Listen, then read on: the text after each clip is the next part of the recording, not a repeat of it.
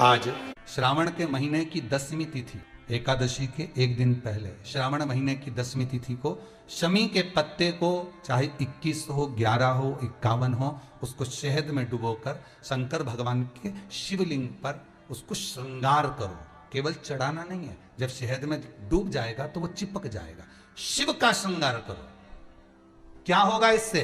तो लिंग पुराण कहती है, नर्मदा पुराण कहती है, शंकर का जब हम शमी के पत्ते को शहद में डुबोकर श्रृंगार करते हैं, शंकर कहते हैं इसने मेरा श्रावण महीने में श्रृंगार करा है, तो क्यों ना मैं भी इसका धन का श्रृंगार कर कर इसको कर से मुक्त कर दूं, तब कर्जा चुका, तब कर्जे से मुक्ति होती है। ये केवल श्रावण के महीने में किया जाता है, इसके सिवा कहीं कोई महीने में नहीं कर सकते आप। और नहीं तो बाद में कहोगे कि हमको हर महीने, तो उस महीने में कर, केवल श्रावण की 10वीं, चाहे उजाले की कर लो चाहे अंधेरी की कर लो, एक ही बार करना है। 2 10वीं पे भी नहीं करना। श्रावण महीने की 1 10वीं पर अगर आपने इस 10वीं पे कर लिया तो अगली पे मत करना, अगली पे करा तो इसमें नहीं करा तो कोई बात नहीं, एक पर करना है, 1 10वीं। तो शरीर में कैसा भी रोग भरा पड़ा हो, डॉक्टर ने कह दिया कि यह बहुत बेकार रोग है और यह रोग इसका पीछा नहीं छूटेगा। यदि आपको डॉक्टर ने कह दिया कि ऐसा है, डॉक्टर की दवाइयां लो, जांच कराओ, डॉक्टर को दिखाओ, रिपोर्ट लाओ, पर साथ में 7 स्थान बताए हैं जहां पर शमी पत्र को अगर चढ़ाते रहे तो वो रोग कितना भी बड़ा हो, आखिरी में वो रोग समाप्त हो ही जाता है। 7 स्थान बताए शमी पत्र। अब शमी पत्र के 7 स्थान तो बताएं, पर शमी पत्र की इतनी महत्वता क्यों है, मंदार की इतनी महत्वता क्यों है, गणेश जी की पूजन में, शिव जी की पूजन में इतनी महत्वता क्यों है? 7 स्थान पर शमी पत्र का वर्णन किया गया। 7 शिव महापुराण के वो 7 स्थान शिवलिंग के आप लोग देखेंगे, दर्शन करेंगे। ये मानकर चलिए ये जलाधारी है, ये जहां से जल बहता है वो स्थान, ये शिवलिंग है। समझ में आ रहा है सबको? ये शिवलिंग, ये जलाधारी, ये जल बहता है वो स्थान, बीच में अशोक सुंदरी का स्थान, गणेश जी कार्तिकेय जी का स्थान, मां जगत जननी का हस्त कमल, शिवलिंग, ऊपर जलाधारी में जया, विषहरा, शामली बारी, दौतली, देव। 7 स्थान बताए।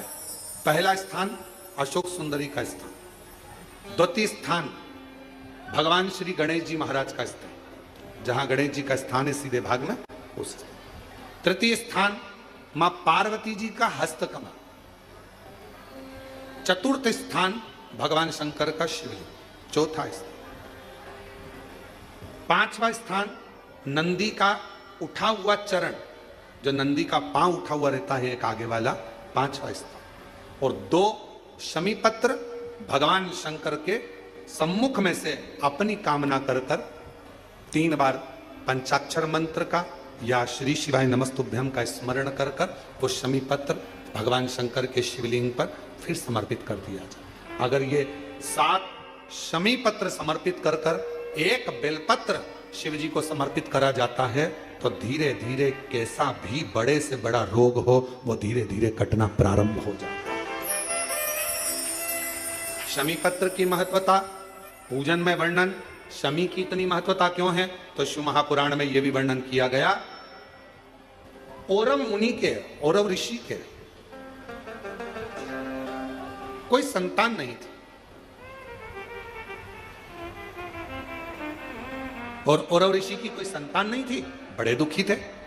उनकी धर्म पत्नी ने एक दिन औरव ऋषि से पूछा कि संतान की प्राप्ति के लिए क्या करा जाए।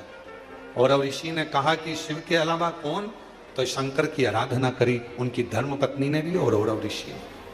और शिव आराधना का फल ये मिला, धर्म पत्नी प्रदोष काल आता था, शाम के समय भगवान शंकर की आराधना में डूब जाती थी, और औरव ऋषि भी शाम के समय शिव की आराधना करते थे, शाम के समय।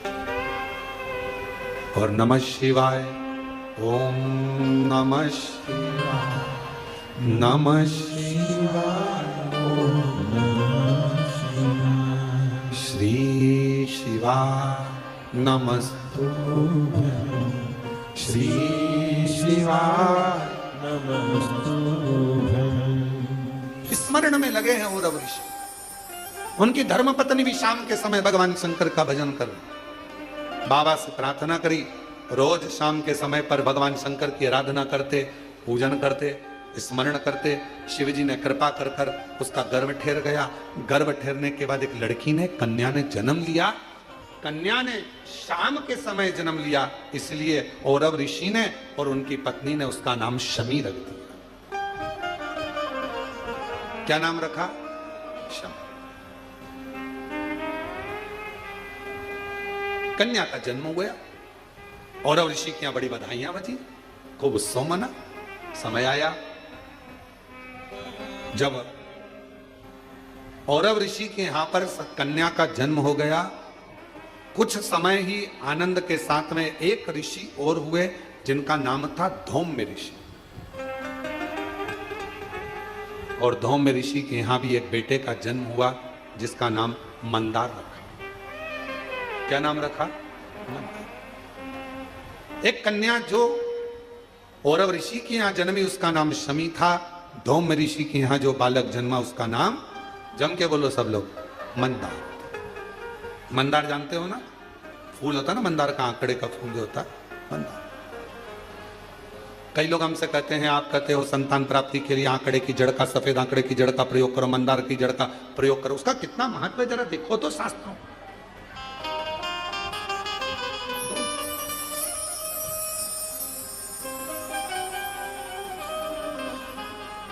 औरव ऋषि की बेटी बड़ी हुई, धौम्य ऋषि का बेटा बड़ा हुआ। दोनों बड़े हो गए। उनका विवाह दोनों ने पक्का कर दिया, औरव ऋषि और धौम्य ऋषि। शमी और मंदार की शादी हो गई। छोटे थे, पहले के समय में छोटी अवस्था में विवाह हो जाता था। आज के समय में तो अवस्था हो जाती है, छोटा समझ में ही नहीं आता कब विवाह करना। पहले लोगों ने विचार करा, पढ़ाओ पढ़ाओ पढ़ाओ पढ़ाओ पढ़ाओ, मना नहीं। फिर नौकरी नौकरी, धंधा पानी, नौकरी नौकरी करते करते कब 30-35 साल के हो गए, विवाह का ध्यान नहीं रहा। फिर बाद में लड़का देख रहे, लड़की देख रहे, विवाह पक्का ना हो पा रहा।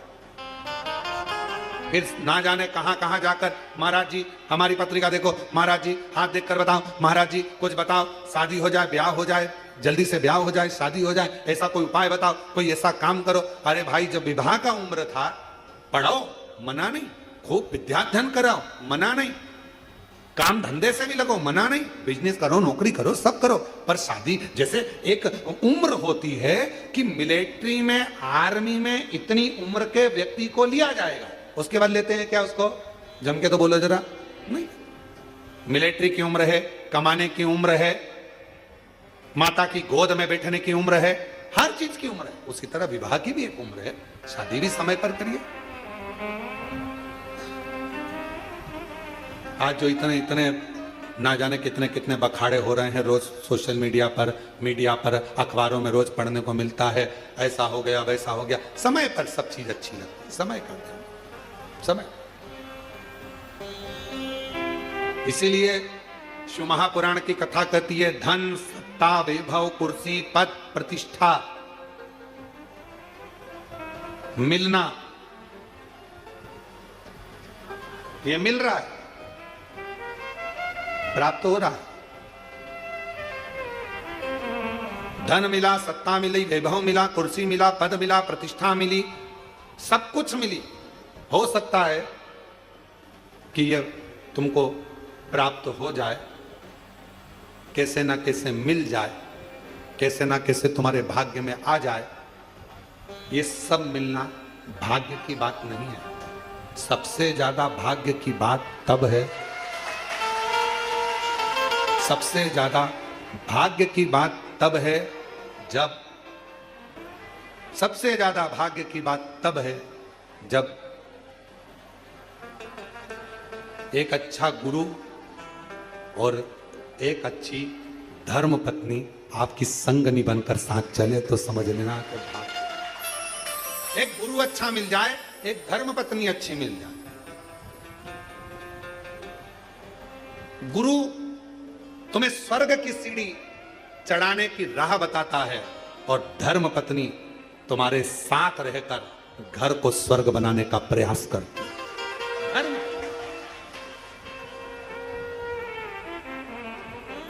घर को स्वर्ग। शिव कथा कर रही है, भगवान शंकर का चरित्र कर रहा है, शिव महापुराण की कथा कर रही है, भगवान शंकर का चरित्र कर रहा है। शमी और मंदार का विवाह हो गया, दोनों की शादी हो गई। शादी होने के बाद मंदार को गुरु जी के घर पर विद्या अध्ययन करने जाना था और उन्होंने अपनी धर्म पत्नी को अपने परिवार के कहने पर मायके में छोड़ दिया, क्योंकि छोटी थी, अभी युवान अवस्था तक वो मायके चले गए। पढ़े लिखे युवान हुए, पत्नी को लेने के लिए पहुंच गए। जब अपनी धर्म पत्नी को लेकर आ गए, घर में रहे, एक दिन उनके मन में आया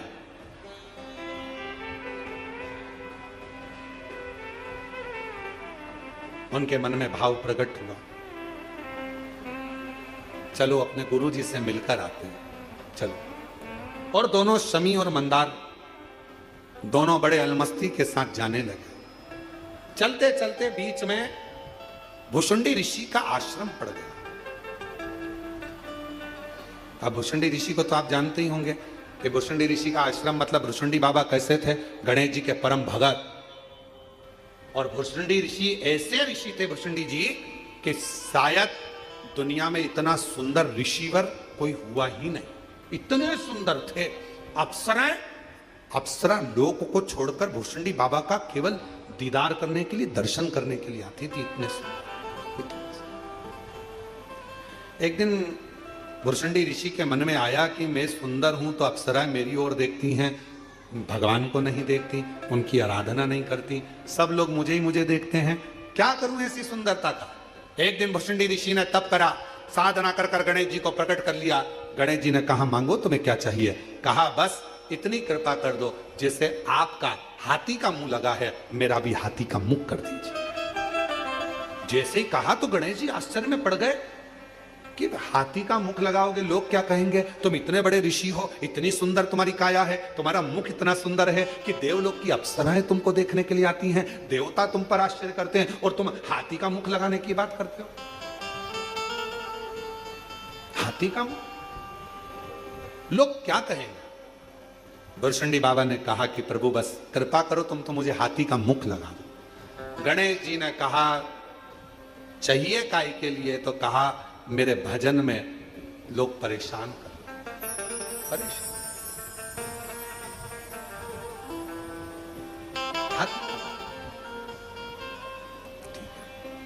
तथास्तु। गणेश जी का मुख, सिर पर मुकुट होता था। भुषुंडी बाबा का कभी आप दर्शन करेंगे, गणेश जी का मुख लगा है, शरीर मनुष्य का है, ऋषि का, सिर पर जटा बंदी है, जटा। भुषुंडी बाबा का हाथी का मुख, सिर पे जटा।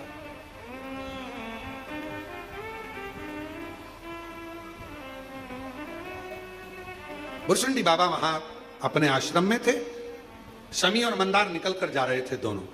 अब नवयुवक थे, युवान थे, कई बार हंसने में आ गया। जैसे ही उन्होंने भुषुंडी बाबा का रूप देखा कि हाथी का मुख लगा है, मनुष्य का शरीर है, सिर पे जटाबंदी है, बड़े हंसने लगे और जो ठाका लगाकर हंसे, इतनी देर में भुषुंडी बाबा को क्रोध आ गया।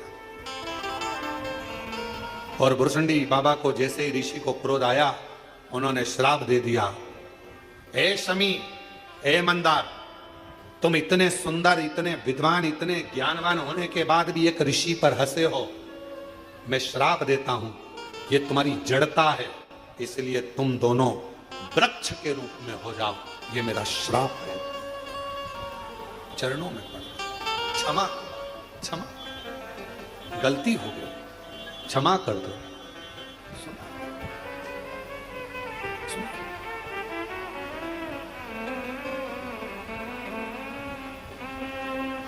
बहुत समय हो गया, ना तो शमी आई ना मंदार आया, ना शमी आती है ना मंदार आता।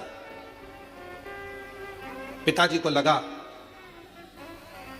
और ऋषि को लगा कि मेरी बेटी से मिलकर आऊं। मिलने गए तो बेटी नहीं थी। कहा धौम ऋषि ने, दोनों गए हैं पर आए नहीं। ढूंढने निकले, और ऋषि ढूंढने निकले, धौम ऋषि ढूंढने निकले।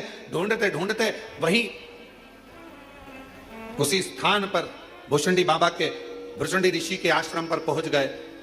वहां पर जाकर नमन करा कि मेरे बेटे और बहू आए थे, क्या आपने देखा है?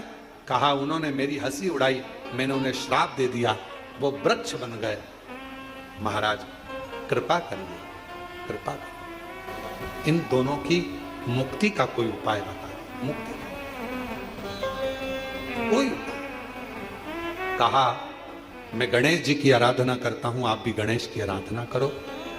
श्राप तो मैंने दिया है, पर श्राप से मुक्त भगवान श्री गणेश जी महाराज कर देंगे। धौम्य ऋषि ने और औरव ऋषि ने गणेश जी की आराधना करना प्रारंभ करी। गणेश जी प्रसन्न तो हो गए। गणेश जी ने कहा मांगो क्या चाहिए? वृषंडी ऋषि ने मेरे बेटा बहू को श्राप दे दिया है, उन्हें श्राप से मुक्त कर दो। वृषंडी बाबा ने तुरंत उसी समय पर गणेश जी महाराज बोले, वृषंडी ने श्राप दिया? वो तो मेरा परम भगत है, और अगर उसने श्राप दिया है तो मैं उस श्राप को तोड़ नहीं सकता। आप कुछ और मांगना हो तो मांग लो। महाराज क्या मांगे? आप उन दोनों वृक्ष पर कृपा कर दो। गणेश जी महाराज ने कहा, आज मैं वचन देता हूं, शिवपुत्र गणेश वर देता है। भगवान शंकर के गणेश कह रहे हैं, मैं शिवपुत्र गणेश आज वर देता हूं। ये शमी और मंदार का पेड़, वृक्ष, इसकी पत्ती और इसके फूल जो मेरे पिता शिव जी को समर्पित करेंगे, जो मुझे समर्पित करेंगे, जो उनके मन की कामना होगी, वो सारी कामना उनकी हम पूर्ण करेंगे। अब चलते चलते धौम्य ऋषि ने हाथ जोड़ दिए, प्रभु दोनों विषैले हैं, दोनों कटीले हैं, विषैले। आप देवता तो इसको स्वीकार नहीं करेंगे ना?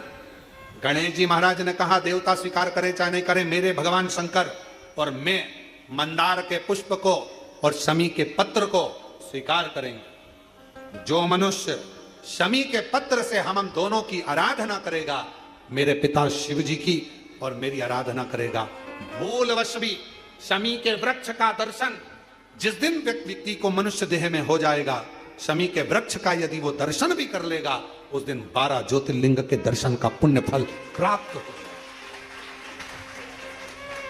शमी की इतनी महत्वता, मंदार की इतनी महत्वता, इतनी।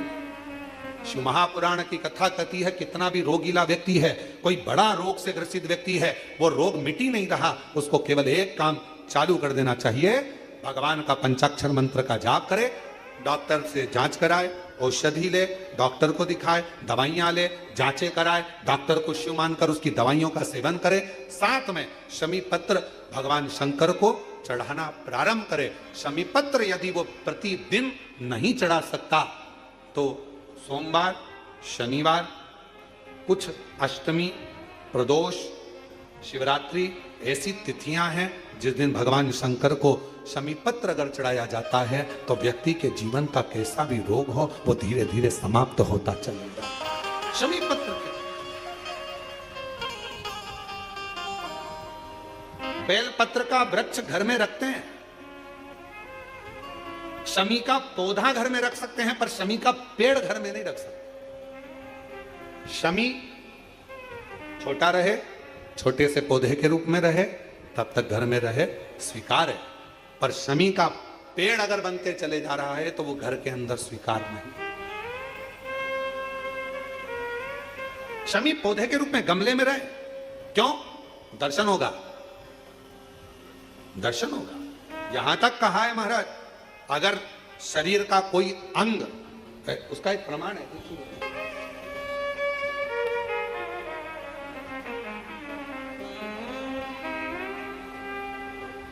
माता का नाम शशि देवी, पिता का नाम राजा कन्नौजिया, मैं काशी की रहने वाली हूं। एक लोटे जल का मैं क्या वर्णन करूं।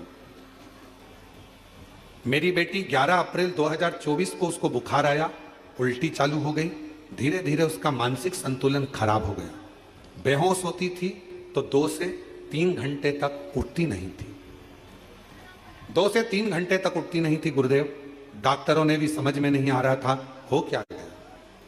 दरवाजा पटकती, दीवार सिर पर मारती, दरवाजे को बंद कर लेती, अपना गला दबाने का प्रयास करती, कोई कुछ कहता, कोई कुछ कहता।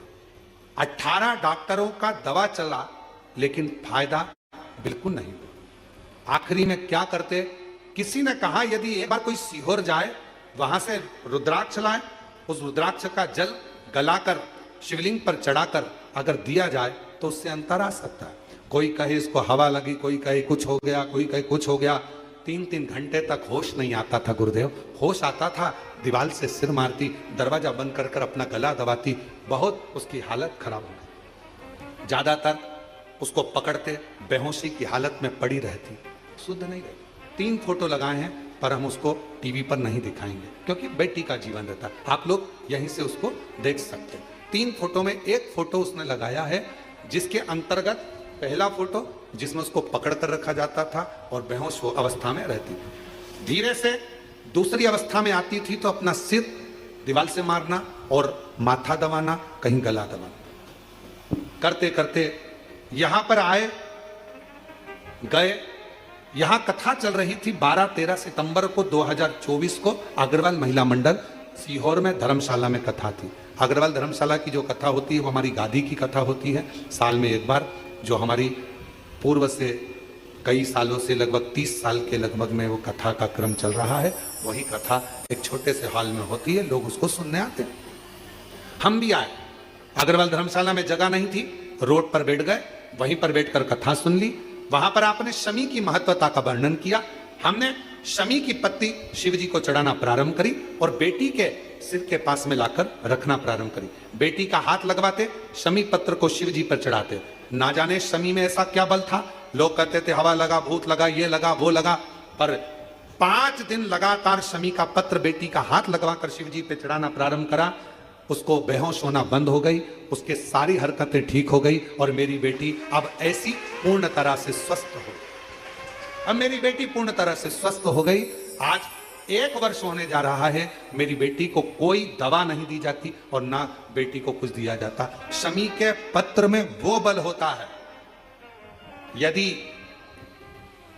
कितना सुंदर कहा है महाराज, एक बात और अच्छे से ध्यान में रखें। पहली बार इस कथा का स्मरण हमारे इस लिंग पुराण के माध्यम से आया है। यदि तुम्हारे घर में छोटा सा शिवलिंग है और आपको लग रहा है कि कोई व्यक्ति कोई गलत कार्य कर रहा है या किसी ने हमारे को कोई गलत कार्य करा, कोई ने बताया आपको, वैसे तो कोई गलत होता नहीं है, कर्म के आगे क्या गलत होगा, फिर भी आपको ऐसा लगता है, एक शमी का पत्र आपके घर में रखे हुए शिवलिंग पर चढ़ा दीजिए, उसके ऊपर एक बेलपत्र चढ़ा दीजिए। किसी की सामर्थ्यता नहीं है कि दुनिया में कोई तुम पे टोना कर दे, कि टोटका कर दे, कि कोई हालत खराब, किसी की सामर्थ्यता नहीं। शमी का पौधा जिसके घर में, पर उतना याद रखना, शमी का पेड़ नहीं, बेलपत्र का वृक्ष तुम्हारे घर में हो, शमी का वृक्ष नहीं, शमी का पौधा हो रहे, जिसके घर के आसपास में, घर के नजदीक में शमी का छोटा सा पौधा होता है, वहां पर भी कोई गलत कार्य कोई कर नहीं सकता। किसी की सामर्थ्यता नहीं, सामर्थ्य। शिव तत्व की प्राप्ति। और महाराज शिव शिव है, शंभु शंभु है, ओघड़दानी ओघड़दानी।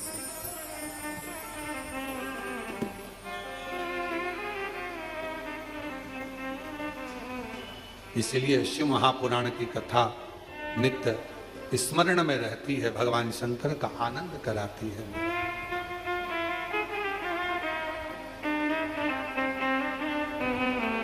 भगवान शिव की कथा, भगवान शंकर ओघड़दानी, त्रिकालदर्शी, कैलाशी, अविनाशी, शिव शिव। इसलिए भगवान देवादिदेव महादेव का चरित्र वर्णन करता है, भगवान शंकर का पवित्र चरित्र कहता है, शिव महापुराण की कथा कहती है। और शंभु शरणे पड़ी मांगू घड़ी रे घड़ी, दुख काटो दया हो।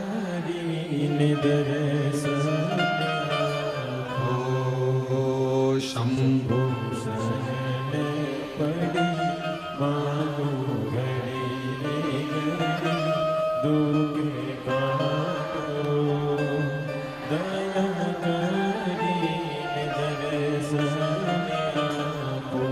भगवान शिव से केवल दिल से प्रार्थना। मेरा हाथ पकड़ लो ओ भोले, दुनिया में हमारा कोई नहीं। मेरा हाथ पकड़ लो ओ भोले, दुनिया में हमारा कोई नहीं।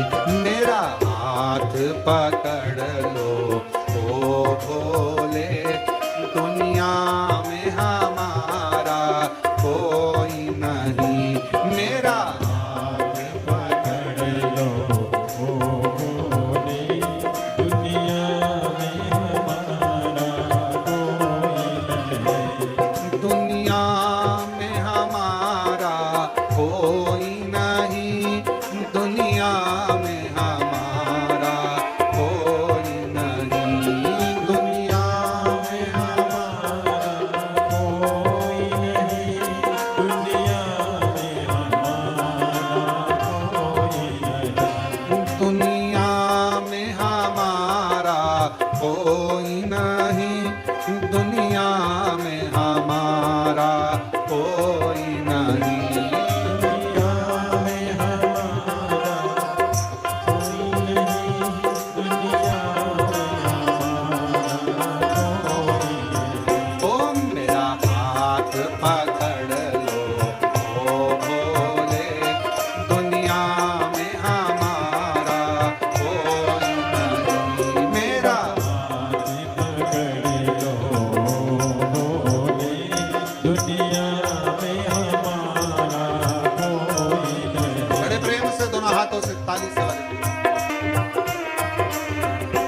तुमसे ना कहे तो किससे कहे, कोई भी हमारी सुनता नहीं। तुमसे ना कहे तो किससे कहे, कोई भी हमारी सुनता नहीं। तुमसे ना कहे तो किससे कहे, कोई भी हमारी सुनता नहीं। तुमसे ना कहे तो किससे कहे, कोई भी हमारी सुनता नहीं। यहाँ पालन हारा कोई नहीं, यहाँ पालन हारा कोई नहीं। दुनिया में हमारा कोई नहीं, दुनिया में हमारा कोई नहीं। ओ मेरा हाथ पकड़ लो ओ भोले, मेरा हाथ पकड़ लो ओ भोले, दुनिया में हमारा कोई नहीं। मेरा हाथ पकड़ लो ओ भोले, दुनिया में हमारा कोई नहीं।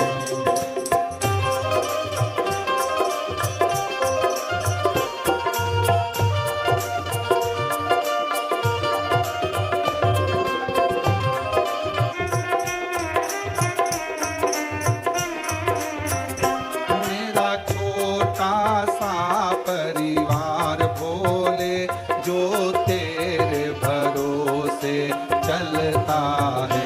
मेरा छोटा सा परिवार भोले, जो तेरे भरोसे चलता है। मेरा छोटा सा परिवार भोले, जो तेरे भरोसे चलता है। मेरा छोटा सा परिवार भोले, जो तेरे भरोसे चलता है। इसे आप संभालो आकर के, इसे आप संभालो आकर के। गिरते का सहारा कोई नहीं, इसे आप संभालो आकर के। गिरते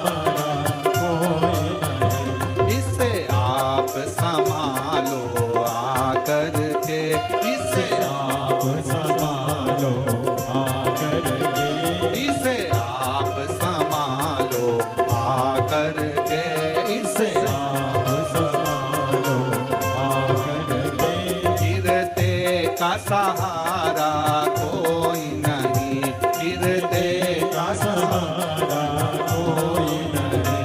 मेरा हाथ पकड़ लो ओ भोले, मेरा हाथ पकड़ लो ओ भोले। दुनिया में हमारा कोई नहीं, दुनिया में हमारा कोई नहीं। ओ दुनिया में हमारा कोई नहीं, दुनिया में हमारा कोई नहीं। ओ दुनिया में हमारा कोई नहीं, दुनिया में हमारा कोई। अपने बैठकर भगवान शिव जी से अपने मन का भाव करिए, दिल से प्रार्थना करो, निवेदन करो, विनय करो, विनती करो। जहां जगह मिले वहां बैठ जाओ और दिल से बाबा को अपने मन का भाव कहिए, प्रार्थना करिए। सभी लोग साथ में बोलिएगा, बाबा से विनय करिएगा। जो लोग ऑनलाइन श्रवण कर रहे हैं वो सब आस्था चैनल के माध्यम से, फेसबुक यूट्यूब के माध्यम से बाबा को अपने मन का भाव कहेंगे, प्रार्थना करेंगे, दिल से विनय करें, निवेदन करें, प्रार्थना करें, विनती करें।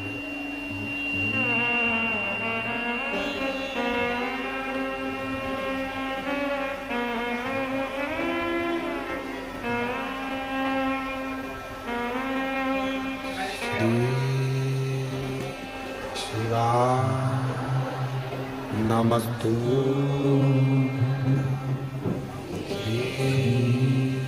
शिवाय, नमस्तु श्री शिवाय, नमस्तु श्री शिवाय, नमस्तु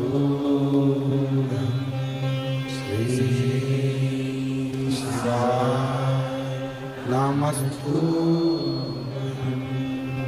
भोला सब दुख काटो मारो, ओ भोला सब दुख काटो मारो। शिव शंकर जपो तेरी माला, भोले बाबा जपो तेरी माला। भोला सब दुख काटो मारो, ओ भोला सब दुख काटो मारो। वेश है मंगलकारी, वेश है मंगलकारी। शमशान वासी हमारा, शमशान वासी हमारा। ओ भोला सब दुख काटो मारा, ओ भोला सब दुख काटो मारा।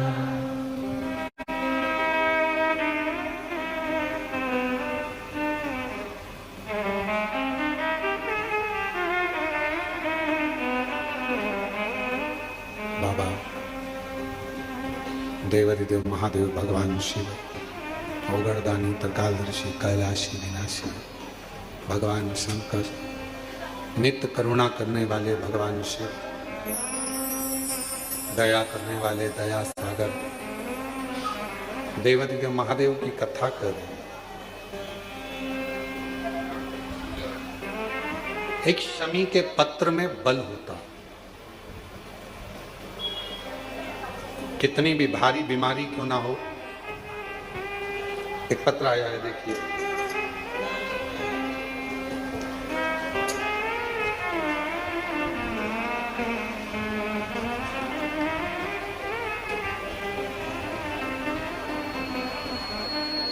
मैं इलाबेन भाईलाल जी बरोलिया, ग्राम राजकोट, गुजरात से हैं। इलाबेन भैयालाल जी बरोलिया, ग्राम राजकोट गुजरात से हूँ। 25 साल से सोराइसिस की बीमारी थी। डॉक्टर के हिसाब से सोराइसिस ऐसी बीमारी है जो मरते दम तक रहती है। शरीर में से खाल निकलती रहती है, खुजालते रहो, शरीर की खाल पूरे शरीर से निकलती है। दवा कराते कराते 25 साल हो गए पर सोराइसिस की बीमारी ठीक नहीं। तब परिवार का कोई व्यक्ति आया था और उसने कहा कि एक बार कथा सुनो, टीवी पर आती है, सियोर वाला महाराज कहता है। हमने कथा सुनी, फिर हम विश्वास कर कर हमारी ननंद हमको यहाँ लेकर आई। कुबरेश्वर धाम पर आकर कंकर शंकर पूजन कर कर रुद्राक्ष लिया। उस रुद्राक्ष को लेकर गए, पानी में गलाते, उस पानी को शिवजी पे चढ़ाकर पीते भी और शरीर पर लगाते भी। खूब क्रीम ट्यूब दवाइयाँ ढेर लगाई पर 25 साल तक आराम नहीं लगा। गुरुदेव 3 महीना भी नहीं हुआ और बाबा ने ऐसी कृपा कर दी कि मेरी सोराइसिस की बीमारी पूरी खत्म कर दी। मैं बाबा को प्रणाम करने के लिए गुजरात से यहाँ पर आई हूँ। इलाबेन भाईलाल जी बरोलिया, शिव महापुराण को, लिंग पुराण को, कूर्म पुराण को अवश्य पढ़ें।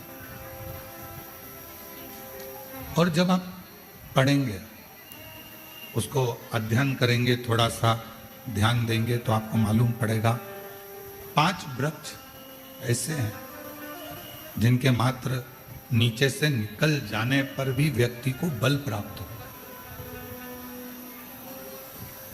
पहले नंबर पर है बेलपत्र का वृक्ष, दूसरे नंबर पर है शमी का वृक्ष, तीसरे नंबर पर है आंवले का वृक्ष, चौथे नंबर पर है पीपल का वृक्ष और 5वें नंबर पर है वट वृक्ष। ये 5 वृक्ष, इन वृक्षों की मात्र छांव, इन वृक्षों की मात्र छाया हमको बल प्रदान करती है। हमें अलग से एनर्जी देती है, हमको अलग से बल देती है, अलग से एनर्जी देती है, अलग से बल प्रदान करती है। और इन वृक्षों के नीचे अगर मान लो कोई 5 minute, 7 minute, 10 minute, 15 minute, 20 minute कोई बैठ गया और वहाँ बैठकर भगवान शंकर के पंचाक्षर मंत्र का नमः शिवाय, षडाक्षर मंत्र का ओम नमः शिवाय या श्री शिवाय नमस्तुभ्यम का जाप या द्वादशाक्षर मंत्र ओम नमो भगवते वासुदेवाय का जप, राम नाम, कृष्ण नाम, शिव नाम का जप यदि कोई मन से इन वृक्षों की वृक्षों की छांव में बैठकर यदि करता है तो उसको उसका फल अवश्य प्राप्त होता है। उसका फल उसे अवश्य मिलता है।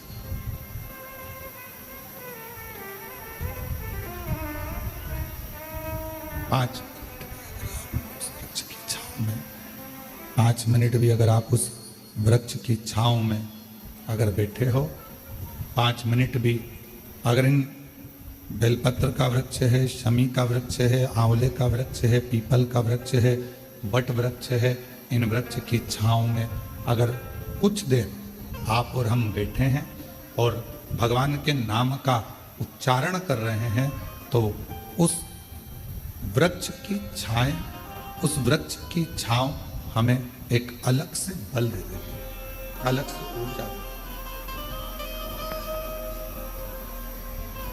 और मेरी जीजियों, मेरे जीजाओं, मेरी बेटियों, बेटाओं, मेरी माताओं, मेरे भाई, मेरी बहनों,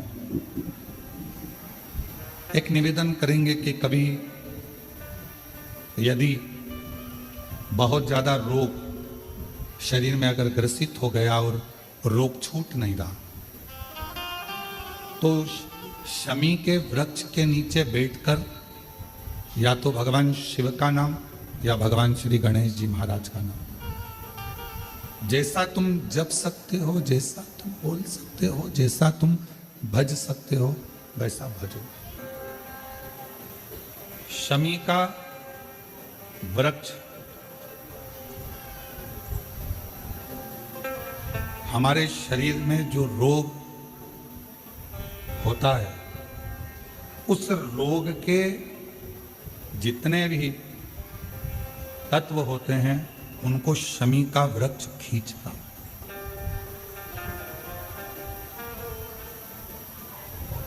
कल एक बहन ने प्रश्न किया कि गुरुजी, आपने कहा कि शमी का जो वृक्ष होता है वो बड़ा हो जाता है, बड़ा होने के बाद उसको घर में नहीं रखते, छोटा पौधा, छोटा सा पौधा घर में रख सकते, और वो छोटा सा जो पौधा है उसको तो हम घर में रख सकते हैं,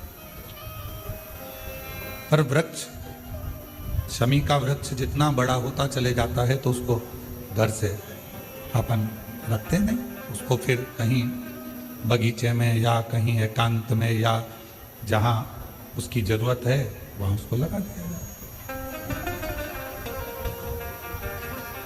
गणेश पुराण में एक बात आती है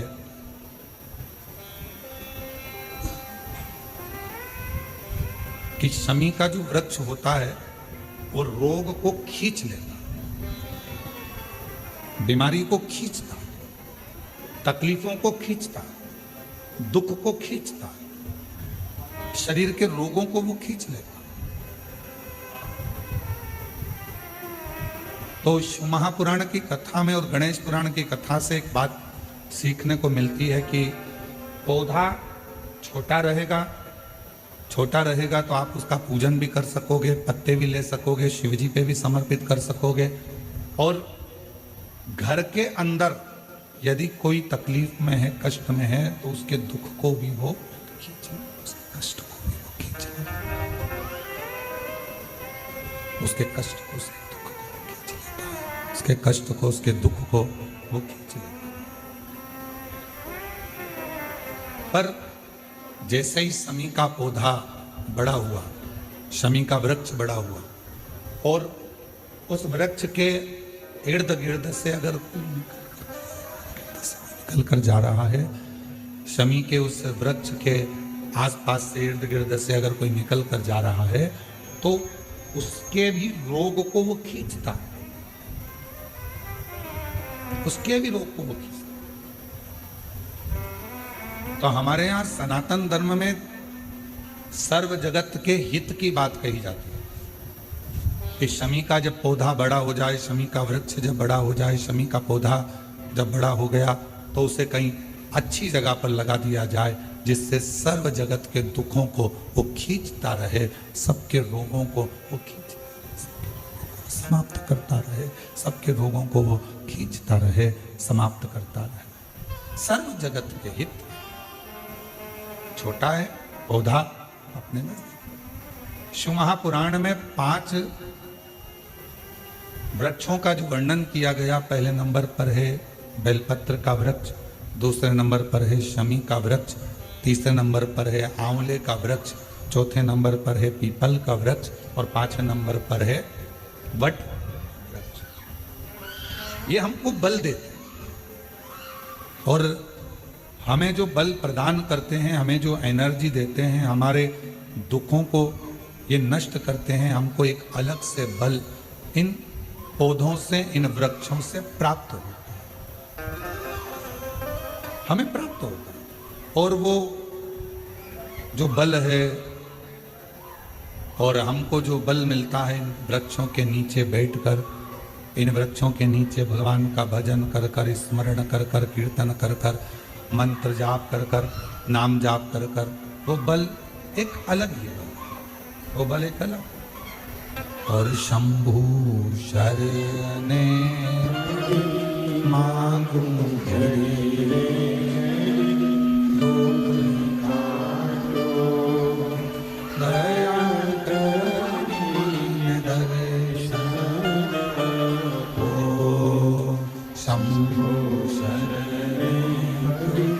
मांगू घड़ी दो काटो दया करीने दर्शन आपो शंभो शरणे मांगू घड़ी दुख काटो दया करीने दर्शन आपो शंभो शरणे मांगू घड़ी दुख काटो दया करीने दर्शन आपो शंभो शरणे मांगू घड़ी दुख काटो दया करीने दर्शन आपो शंभो शरणे मांगू घड़ी दुख काटो दया करीने दर्शन आपो। तो शमी का जो पौधा है वो हमको एक एनर्जी, एक बल देता है। और उस पौधे के नीचे थोड़ा प्रेशर बढ़ा दो, उस पौधे के नीचे जब हम बैठते हैं, भगवत भजन करते हैं, नाम जाप करते हैं, स्मरण करते हैं, तो उसका फल हमको अधिकता में प्राप्त होता है। अधिकता।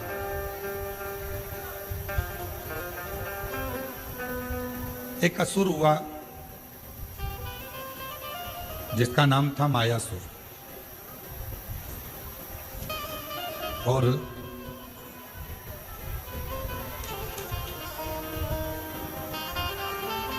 वो बड़ा प्रबल था।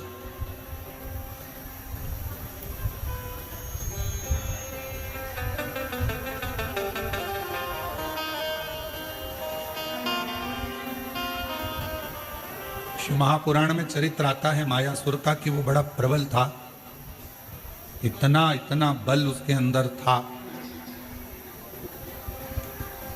भगवान नारायण ने स्वयं ब्रह्मा जी से पूछा, क्या इसको बल तुमने दिया?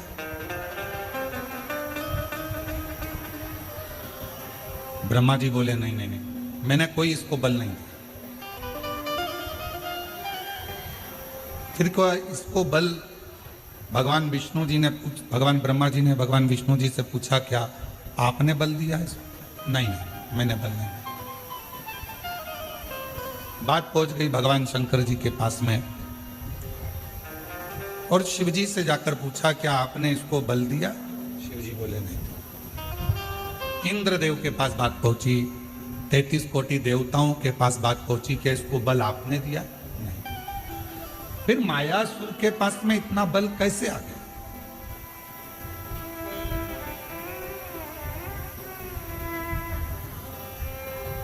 असुर है, राक्षस है, ना इसने अभी कोई तप करा, ना अभी इसने कोई साधना करी, ना कोई इसने व्रत करा, ना कोई उपासना करी, फिर इतना बल इसके पास कैसे आ गया? इतना बल इसको कैसे प्राप्त हो गया? तब सारे देवता आश्चर्य में पड़ गए कि इसके अंदर इतनी एनर्जी, इतना बल इसके अंदर कहां से आ सकता? आया कहां से?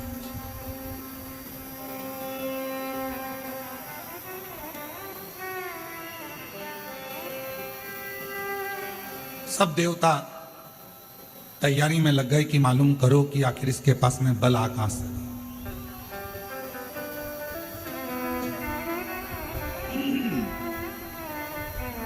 इसके पास में इतना बल कहां से प्राप्त हो? सारे देवता सब तैयारी में लग गए, मालूम करो कि इस मायासुर के पास बल कहां से प्राप्त हो। और सारे देवता मालूम करने में लगे, फिर भी कोई ठिकाना नहीं मालूम पड़ा कि आखिर बल कहां से, कैसे प्राप्त हो। महीनों निकल गए, पर जितना बल मायासुर के पास था, वो बल और बढ़ता चला गया, और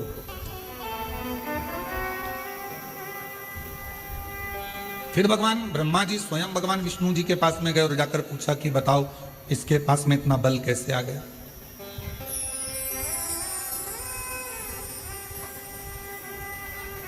इतना बल इसके पास प्राप्त कैसे हो रहा।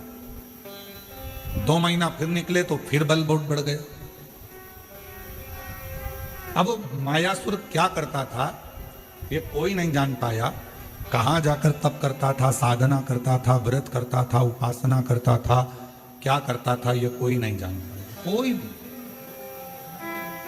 नहीं जान। अब आखिरी में देवऋषि नारद के पास में खबर गई।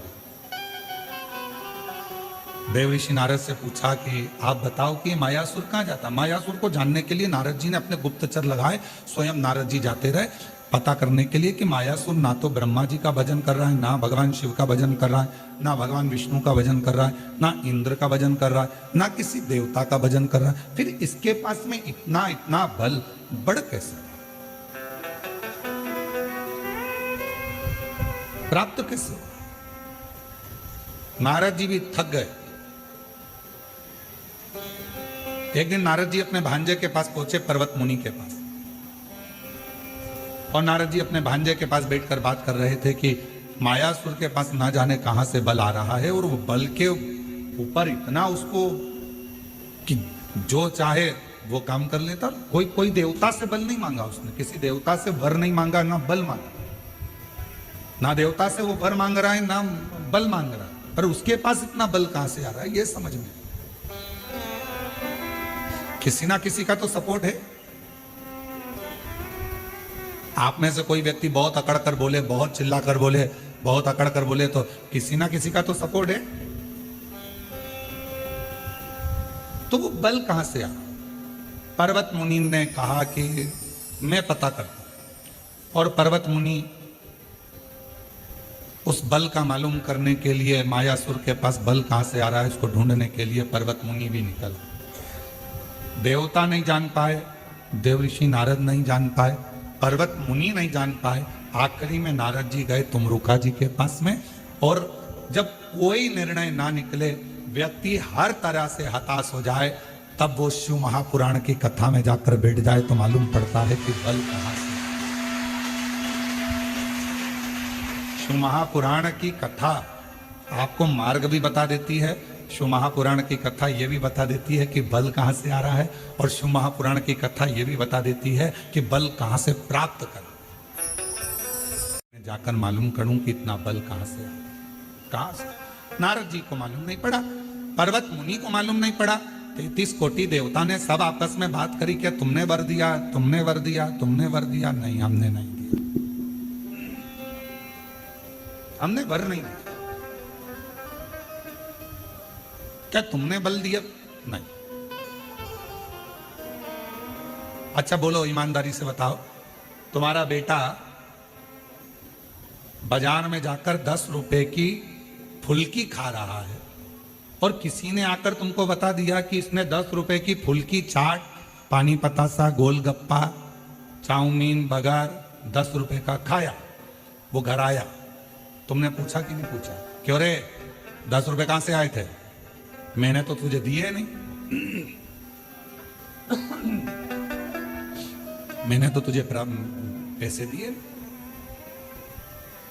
पत्नी ने पति से पूछा, क्यों, क्या तुमने दिए? नहीं। क्यों बड़ी भाभी, आपने 10 रुपए दिए क्या? नहीं। जी आपने? नहीं। देवर जी आपने? नहीं। जेठ जी? नहीं। पर बिना 10 रुपए के तो ये गोलगप्पा नहीं खा सकता। अब 10 रुपए इसके पास आए कहां से? मतलब कहीं ना कहीं से 10 रुपया तो मिला है। मायासुर के पास में इतना बल कहीं ना कहीं से तो आ रहा है। ना इंद्र ने दिया, ना भगवान ब्रह्मा जी ने दिया, ना विष्णु जी ने दिया, ना शिव जी ने दिया, ना देवी ने दिया, ना देवता ने दिया, ना गणेश जी ने दिया, ना 33 कोटि देवता ने दिया। फिर ये बल आया कहां से? आया तो है, कहीं ना कहीं से तो प्राप्त हुआ। कहां से आए? बेटे के पीछे मां लग गई। 10 रुपए आए कहां से? आए कहां से? 10 रुपए आए कहां से? 5 दिन, 10 दिन, 15 दिन, 20 दिन, 1 महीना, 2 महीना छुपती। अब 20 दिन के बाद, 25 दिन के बाद जो मां थी उसकी बहन आई और आकर बैठी और बैठते बैठते बात निकली कि कमलेश तो अपने दोस्तों के साथ मेरे यहाँ आया था और इतना प्यार करा ना, मैंने उसको मासी मासी कह रहा था और फिर जाने लगा तो मैंने उसको 10 रुपए दिए थे कि ये 10 रुपए तू रख ले।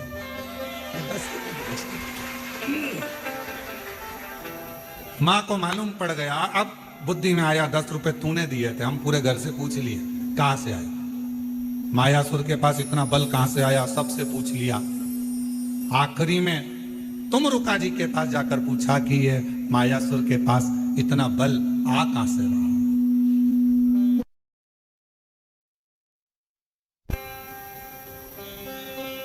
ये मायासुर के पास इतना बल आ कहां से? तब तुमरुका जी ने कहा, अगर कोई देवता बल नहीं दे रहा, कोई देवता कुछ प्रदान नहीं कर रहा, कोई देवता बल नहीं दे रहा, कोई देवता कुछ प्रदान नहीं कर रहा, कोई देवता यदि कुछ दे नहीं रहा, तो इतना बल कहां से आ रहा है?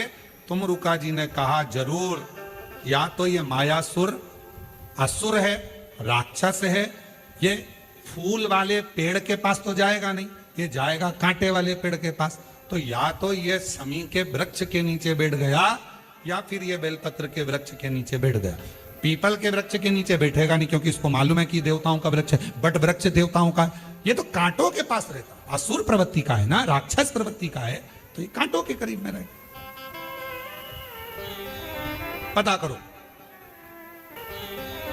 पता करो, जरूर या तो बेलपत्र के वृक्ष के नीचे बैठता होगा या शमी के वृक्ष के नीचे बैठता होगा। अब देव ऋषि नारद ने मालूम करना प्रारंभ करा और मालूम करते करते आखिरी में यह देखा गया कि शमी के वृक्ष का एक वन था, उस वन के नीचे मायासुर अपना एक सिंहासन लगाकर बैठता था और उस वृक्ष के नीचे बैठा अलमस्ती में, आनंद में अपने जीवन को जी रहा था। कुछ नहीं करता, ना तप, ना साधना, ना व्रत, ना उपास, तो भी उसके पास बल आ रहा था। तुमरुका जी ने कहा, बस यही शमी वृक्ष की छांव इसको इतना बल दे रही है कि ये देवताओं से भी भिड़ने को तैयार हो जाता है। ये शमी वृक्ष की छांव, शमी वृक्ष की छांव इसको बल दे रही, जो ये देवताओं से भी भिड़ने को तैयार हो जाता।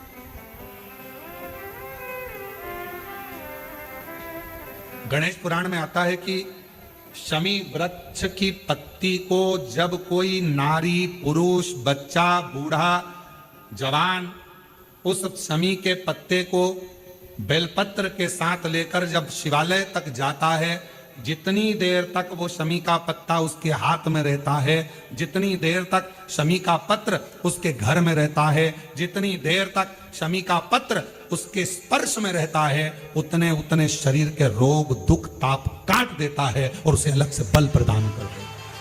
शमी पत्र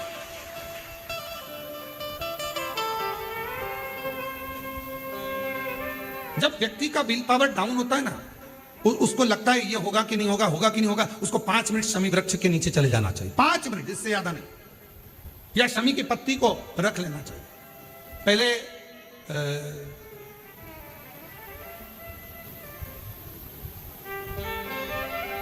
वो स्थान का ध्यान नहीं आ रहा है स्मरण में। पहले एक नियम चलता था, आप लोगों के जिंदगी में भी, आपका भी बुढ़ापा आया होगा, आप भी युवान अवस्था में आए होंगे, कभी तो स्कूल गए होंगे, कभी तो पढ़ने गए होंगे। सबसे पहले अगर हमारे विद्याध्ययन को निकालेंगे तो हमारे यहाँ एक नियम चलता था कि शमी की पत्ती को किताब के अंदर उसको विद्या के रूप में रख लिया जाता था। बाद में ये नई नई डिजाइन की पत्ती आ गई तो विद्या का पेड़ पैदा कर दिया इनने। अब वो विद्या का पेड़ पैदा कर दिया तो विद्या को रखने लगे। विद्या की पत्ती को लोग समी की पत्ती समझने लगे, क्योंकि उसमें भी ऐसी पत्तियां निकली रहती है और समी की पत्ती भी ऐसी ऐसी निकली रहती है। तो पहले नियम था कि किताब के अंदर समी की पत्ती को रख लेते थे और कहते थे इसमें विद्या है, इसमें विद्या है। विद्या का मतलब क्या? उसको बल मिलता था, एनर्जी मिलती थी। एग्जाम में बैठता, कंपटीशन एग्जाम में बैठता, जब वो कोई इंटरव्यू देने के लिए बैठता या टेस्ट देने के लिए बच्चा बैठता तो वह खुश होता था, मेरी किताब में समी, मेरे किताब में विद्या रखी है। विद्या से मतलब आज के जमाने में लोग विद्या का पेड़ की पत्ती रख लेते, पर रखते क्या थे? जम के बोलो, शमी की पत्ती रखी क्या जाती थी? शमी की पत्ती। और वो शमी की पत्ती क्या देती थी? उस बच्चे को बल देती थी, एनर्जी देती थी। डामाडोल नहीं होगा, टेंशन मत लेना, विल पावर कमजोर नहीं होगा। पत्ती रखी है शमी की, उसके नजदीक में शमी बल देती है। जो ये ऑनलाइन कथा चल रही है, ये शमी मंदार शिव महापुराण की कथा चल रही है, शमी कथा। और बहुत सावधानी से इसका स्मरण करिएगा कि एक शमी के वृक्ष की पत्ती कितनी। दोस्तों, इस वीडियो के माध्यम से आप लोगों को कृष्ण गुरु जी द्वारा बताए शिव महापुराण की कथा सुनाई जा रही है। आप लोगों को वीडियो पसंद आए तो लाइक शेयर एंड सब्सक्राइब करें। धन्यवाद दोस्तों।